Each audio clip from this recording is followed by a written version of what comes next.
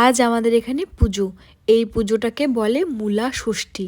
এই পুজোটা আমি ফার্স্ট টাইম করছি। এর আগে কোনো দিন শুনিনি বা করিনি। এটা আমার শ্বশুরবাড়ির এইদিকে সবাই করে। এই পুজোটা আমি যতদূর শুনেছি সন্তানের মঙ্গল কামনার জন্য মায়েরা করে থাকে। তো এখানে সমস্ত মায়েরা চলে এসেছে পুজো করতে।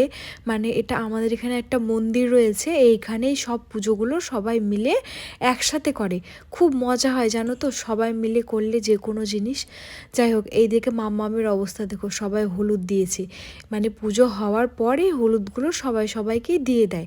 তো মাম্মামকে সবাই ভালোবেসেই দিয়েছে, কোনো ব্যাপার না, আমি বাড়ি গিয়ে পরিষ্কার করে দেবো। একটু কান্নাকাটি করছিল, ভয় পেয়ে গিয়েছিল। তো যাই হোক, আমিও সবাইকে হলুদগুলো দিয়ে দিয়েছি। আর এইখানে সবাই পুরোহিত মশাইয়ের কাছে মানে ফুল নিয়ে নিচ্ছিল আশীর্বাদ স্বরূপ। তো যাই হোক, পুজো কমপ্লিট, চলো বাড়ি যাওয়া যাক। টাটা, সবাই ভালো থেকো, সুস্থ থেকো।